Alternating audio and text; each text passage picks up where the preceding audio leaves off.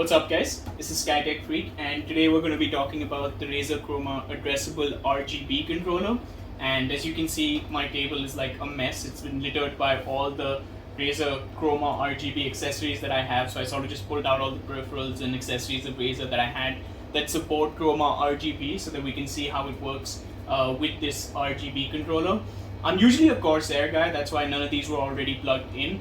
And the reason I was always into Corsair is because IQ sort of, while I like Razer's peripherals more, I like their keyboards and mice and even their mouse pad and even their headsets and stuff more than Corsair's. I prefer having everything sync up to one software, and I know there are softwares that like sync across brands like OpenRGB and Signal RGB, but a lot of that is it requires you to have the proprietary software either running somewhere else or it doesn't support all the devices that I have yet. And so I prefer to have just the proprietary or the brand software installed for all of my devices running. The reason I'm telling you this is because Corsair also makes fans. So I don't know if you can see, but I have a bunch of QL fans installed. I have Corsair's RAM installed. I want to get a Corsair AIO as well so that everything syncs up together. Right now I have the NZXT one. But basically then, sort of with just one button or with one software, you can change how everything looks. I can do that with my Corsair mouse right now if you want. I can quickly show you that I can change profiles so easily across all my devices. And while Razer also has this functionality of, controlling all of their devices with one software, which is Razer Chroma or Razer Synapse, which controls Chroma through Chroma Studio or other general Chroma lighting effects, the reason I never moved or gravitated towards Corsair instead of Razer is because Razer doesn't make things like fans and addressable RGB strips and things like that, and that's exactly sort of the gap in the market or the gap in their lineup that Razer is trying to fill with the Razer Chroma addressable RGB controller. So we're going to see how that works. We're going to see how well normal ARGB components like fans and addressable ARGB strips actually work with the controller. I've actually installed 3 of these, and these are the Cooler Master Fan MF120 Halo fans. So I've got 3 of these. I've used them in previous builds before, and I really like the way they look. You can see they're installed over here right now. I really like the way they look, but the problem is that I was never into like motherboard lighting software. There was just not that much you could do with it, and so I sort of pulled them out of builds and used NZXT's CAM software for lighting with NZXT products or Corsair products and things like that, or Lee & Lee's products with their software, which are all way better proprietary softwares. Just like I think Razer Synapse is a really good software to control all their peripherals, and now they're saying that they can also control fans and other ARGB accessories. So we'll see how that works. So apart from these 3 MF120 Halo fans, I've also got 2 addressable ARGB strips. So these are RGB 200 Pro from Deepcool. I think each box comes with 2, so we should have 4 ARGB addressable RGB strips, and we'll see how that works connected to the controller. Let's quickly unbox the controller right now. So with the controller, basically what you get is of course the controller. Now I have taken this out just to check it out, but as you can see, so this is the controller, and the really cool thing about this controller is that they have holes marked exactly for where you would mount an SSD. So that's the thing that's really annoying about the Corsair and other, like even the Lee & Lee, etc., other lighting controllers or fan controllers and hubs like that. They always have either that like annoying tape that you have to stick on and then just try to attach it somewhere in the case, and then later when you're cable managing, it'll fall out and it'll just be a huge mess to sort of figure out a place for it to stay on your case, because there's never place for you to do that. But with this one, because the holes line up to SSD mounting holes, anywhere that you could have mounted an SSD, you can mount this. So that's a really cool thing. I think I have to give it plus points for having really easy installation in any case. Apart from that, it's got, of course, 6 ARGB 3-pin 5-volt ports, as you would see on any motherboard. So instead of plugging your ARGB devices into the motherboard, you'll be plugging them into the controller. So there's 6 ports, and of course a micro USB and a power cable. Now the micro USB basically is it'll go into this, and the other end is actually an end that goes into a motherboard USB header. So it's not a normal USB, obviously, because you expect it to be installed in the case. So one end is a micro USB and the other end is a motherboard header, and then the other one is this power cable, and this is where it gets really problematic. So far I really like the design, I really like the accessibility with the SSD mounting holes, but one thing that's really set them back is this power connector, because it connects to Molex, and I think that is an ancient, dead, prehistoric standard. You can already see with the pins, man, it just looks like it just looks like such an untidy concept. You can see these pins are like not even aligned well, so I know it's going to be a pain for me to have to push it into the Molex connector at the back with the ones that come with my PSU. But yeah, so basically you plug this in to the power, you plug the micro USB in here and then connect it to an internal motherboard, and then you connect the Molex and everything should be running once you plug your ARGB devices into this. So what I'm going to do is I'm going to just use a normal micro USB cable and plug it externally, because right now I'm just trying to show you how it works. I don't actually want to install it in the case. I'm just going to plug everything up so that it's running, and I'm going to just set this up, including connect it to the fans and the ARGB strips, and I'll be right back to show you how it works. So first I thought I'll just connect the fans up, because when I connect the LED strips it's going to get really messy. I don't actually know where I'm going to put all of them so that you guys can see them. But for now I thought I'll just connect the fans, and as you can see it's working perfectly. I'm actually in Synapse right now, and I've actually got it connected up. So one thing that's really cool about this controller is the fact that it can actually detect how many LEDs are there, and you know, I didn't know that the 3-pin standard could actually tell you how many LEDs it has, but I think it could be the controller actually pushing current through each LED and trying to detect how many there are. But it correctly detected that there are 24 LEDs, and obviously there aren't 24 in all of these together, it's 24 per fan, so I think it detects it per fan. But yeah, so it basically figured out that these Halo fans have 24 LEDs each, and of course you can still, so in case the controller gets it wrong, you can change it. So you can change whether it's a fan you have installed or an LED strip.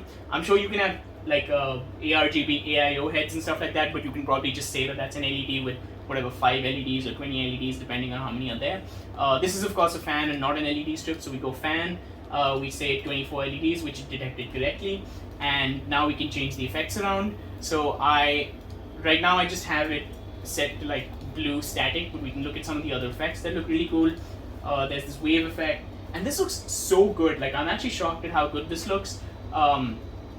You can, of course, and all the other options that come with Razer Synapse are still available. So like switch off lighting when display is off. So when your PC is sleeping or the display is off, you don't want it to be going all off on you. So you can choose to turn that off.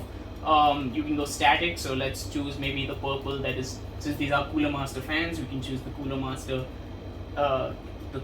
purple, and of course you can apply this to all your RGB devices. So if I click apply to all RGB devices, now you can see my mouse, etc., mouse pad and all have also turned purple. I'm actually going to switch off the lights so that it looks a little better. You guys will probably get to see the effects more nicely now that the lights are turned off. These look really good. So one of the other things that I'll do when I install the RGB strips is you go into advanced effects, then go into Chroma Studio, and then there's a lot more you can do with everything. You can have all these ripple effects and all these crazy things that I'll talk about just in a second. Let me get those RGB strips installed. But as for now, you can see that the fans look great. Everything's working perfectly. All the effects are working as they should on it. So yeah, let's get the LED strips attached. Hopefully they work without a hitch, just like these fans did. It was a zero headache job. And I will see you guys when they're ready, and then we can talk about Chroma Studio. Okay, so now that you guys have seen it with just the fans, I thought of adding the LED strips too. And like I mentioned before, my desk was just such a mess. I had no place to put these LED strips, so I sort of just have them like dangling around the case. They're magnetic, so they stick onto some of the sides of my case, but at least like this you guys can see it. And obviously, as you can see, it's connected to the controller, and the controller is controlling it. So this is one of the interesting things about this is when you go into customize, it actually tells you how many LED strips there were, but like the fan where it only told me 24 LEDs, which meant 24 per fan. I think the difference in the standard is the way that these ARGB devices are daisy chained. Sorry. Yeah. So so I think the difference in why it tells me the fan LED count per fan versus why in the LED strip it tells me the total number of LEDs. So there's 4 LEDs attached to this, and it's telling me the LED count is 48, which is, again, I find it really cool that this standard even has the ability to tell how many LEDs are there per device connected. I think that's pretty impressive. No motherboard software is able to detect that, so there's always some processing that Razer does, or I don't know, it's probably the USB and extra power that's helping it able to detect how many LEDs are there per device. But yeah, like I said, that's really cool. But for the LED strips, it's telling me 48, which is the total number of LEDs total number of LEDs cumulatively with all the RGB strips attached. So each LED strip actually has 12. So you can see 1, 2, 3, 4, 5, 6, 7, 8, 9, 10, 11, 12. It's 12 LEDs per strip, but it gives me the total count of all the LED strips. So one thing that's really cool that you can do is add a 90-degree bend, and with LED strips that's something that obviously happens a lot. So you add a 90-degree bend, and it'll tell you, because now it's divided it by half because there's only one 90-degree bend. So now it says 1 and 2, so it switched those to LEDs 24 and 24. You can add another bend, and then it divides it by 3, and of course you can add a fourth bend because I have 4 RGB strips, and it'll tell you. And the reason you want to add these bends is because when you go into Chroma Studio, it'll actually help you go ahead and make the effects better. So let's say you're expecting the sort of effect to go from one strip to the other. It'll be a different effect if it just goes straight across them, or it'll be a different effect if you factor in the fact that it's bending in certain ways, and so the effects will look better based on that. But for now, let's just delete all these bends and move the LED count back up to 48 like it was. I don't know why I'm going one by one. Let's just type in 48, which is the right bend. Again, super cool that you can actually detect how many of them are there. But yeah, so now what we can do is sort of go into the lighting, and we can see what all the effects we have. So we have wave. I'm going to turn the brightness down a little bit, and it's again super cool that it can it can actually control the brightness and stuff like that. This controller seems to be able to do what a lot of other motherboard software struggle to do. So let's just move the brightness down to something like 25% because it's already a dark room. I'm showing you what the effects look like, and we can do wave. We can do spectrum cycling, which is a Razer classic really, and I can apply this to all Chroma enabled devices. So now all my devices will have the same color, and I think that's a really cool look. This is why I say that I like to have everything connected to the same brand, because then the software can control it and sync it perfectly. So spectrum cycling is looking good. Let's try to connect everything to wave. So now all of our devices will be waving together. Waving, that's weird. But the really cool part about this is you want to go into advanced settings and then go into Chroma Studio, and this is where things get really, really cool. So here you can see is where those bends would be. Let's maybe go out and add the bends, and I'll just add those bends so that you guys can see what they look like. So I'm going to add all 4 bends and go back into lighting and go back into Chroma Studio, and now you can see it's bent 4 ways, so the effects are really cool. Now the really cool thing about this Chroma Studio is you can move, because there's effects like ripple, right? So if I click, it actually ripples across. So I have ripple enabled on this mouse. So when I click here, the effects sort of ripple against everything else. I'm going to add that ripple effect to everything, but what you can do here is move where each device is. So I'm going to take that red line to mean that maybe, on the red side of that is my case. So I'm going to take these 4 LED strips here. And you can say that they're under my fan. I guess that's okay. Then we're going to go back into ripple, and we're going to select all the devices. So, and then we're going to save it. So when we go ripple now, it should be rippling across all these devices as well, but it doesn't seem to be. Oh, there we go. So you've got to choose the color of the ripple. I've chosen these, and there we go. So when I click here, it's actually going to ripple across and reach all the other LED strips. You can see it even works out on the fan over there. I'm clicking, and it's going to go up there. We can have other effects in the background. So like this has fire in the background, so we're going to add the same exact fire background here. Let's make the 2 colors different versions of blue. So let's go cyan here, or turquoise, and let's go blue here. And so you can see that the fire is going on in the background as well, and we also have that sort of click effect going on. So we'll save this here, and now you can see that the fire is going on in the background, and plus there's that effect of the click that will also travel through. As you can see, that click is traveled through. And there's a bunch of other effects. So like for ripple, some of the really cool stuff that you can do is you can decide when it starts. So when does the ripple start, and obviously that's been set to click. But also you can choose how many ripples you want. So I set it up to be 1 click equals to 1 ripple effect across all of the devices, but you can also set it up to be as many number of ripples. So basically the way you can sort of configure where each device is, you can move it around. This is actually way more freedom. So I used to think that IQ is one of the best softwares, and I think layer wise and effect wise, especially for fans and their peripherals, it is one of the better ones. So one of the issues I have with Corsair's IQ software is that not a lot of their devices support hardware lighting. So for example, my headset stand, my RGB headset stand, which is the MM150, I think, and my RGB mouse pad, which is the MM800. When you turn on the computer, when IQ isn't running, it just does this, the rainbow puke spectrum cycling wave sort of situation, which doesn't look that good because it's not synced up to the rest of the devices that do have hardware lighting. And Razer also doesn't support, so Razer's devices support hardware lighting, or at least they'll remember the last save. They used to remember the last save effect in Razer Synapse 2, but ever since Razer Synapse 3 or whatever this latest one is has come up, or maybe this is 2 and that was the first one, I forget, but basically since this new Razer, the devices don't remember what the last save configuration was, which is weird because that sort of feature existed before, but it doesn't anymore. And I think it's got to do with all these advanced effects that are there, but then Razer should allow us to have like a hardware setting or a hardware mode, which when Synapse isn't running, you can have maybe a static white, or you can choose what static color, or maybe a small effect is going on. But yeah, Razer doesn't allow that anymore. They used to allow that. IQ doesn't have hardware lighting in a lot of them, but on Corsair side, that's a hardware issue. None of the peripherals that they have the storage in them to save a lighting effect. That's not the same thing with Razer. Razer can and used to actually be able to save hardware lighting effects, but more than that, like IQ doesn't give you the functionality or the sort of freedom to move stuff around. So if you want an effect to go from keyboard to your case to your fans, that's not something that necessarily IQ can do, but instead what it'll do is just equally run the effect across all of them through their thing called Lighting Link. This Razer Synapse Chroma Studio is of course way more versatile, so while it might not be the most intuitive right off the bat, I've had no issues using this. I think it looks a little intimidating with all these these checks and you have to move stuff around and things like that, but it's actually super user friendly and not very daunting or intimidating when you actually get down to it. So yeah, I think as a review for this Addressable Chroma RGB controller, I think it's a very good controller. I was actually shocked at how well it works right off the bat. Just all you need is Synapse installed and you can plug in any of your addressable ARGB components into it. I will say though, the ports on the controller are they're like a little snug, like they're really thin. So when I was jamming in, and they're those delicate 3 pins, so you want to not miss it.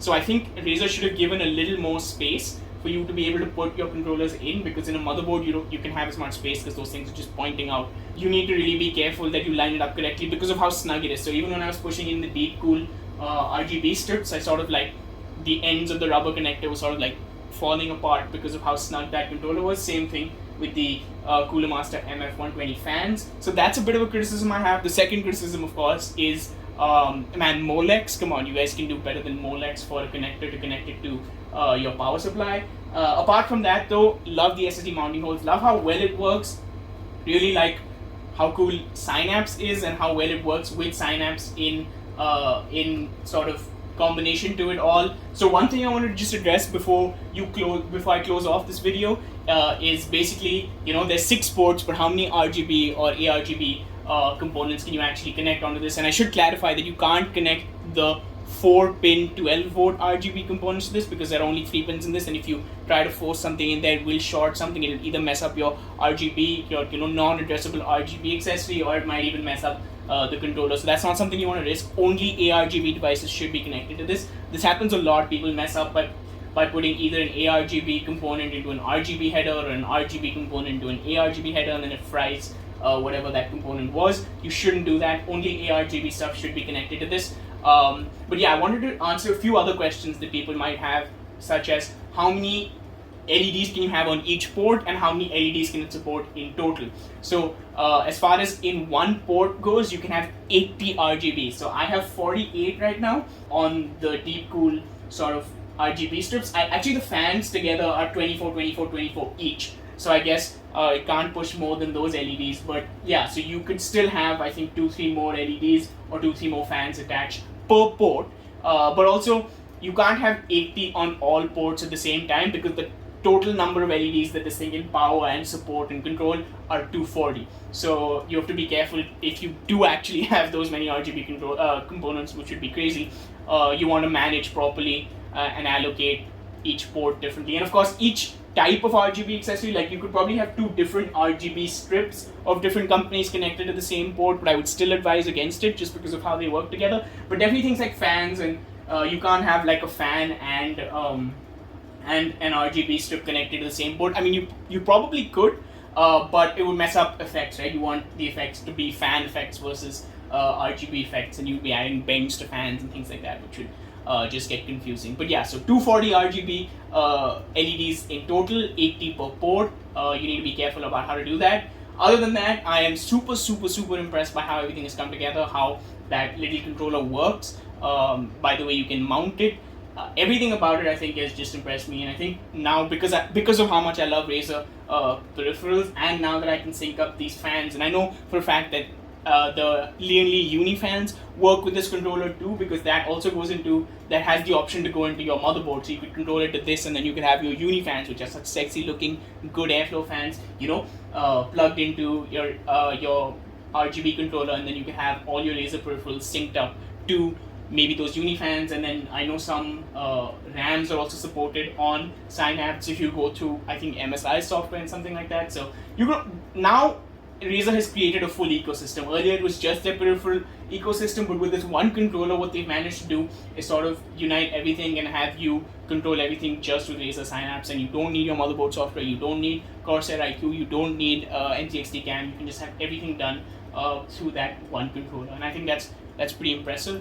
But yeah, that's all I have for now. If you guys liked the video, if I was able to answer your questions about the video, if you have more questions, please feel free to comment and ask me. Otherwise, if you liked the video, please like and subscribe, and I'll see you guys in the next one. Thank you.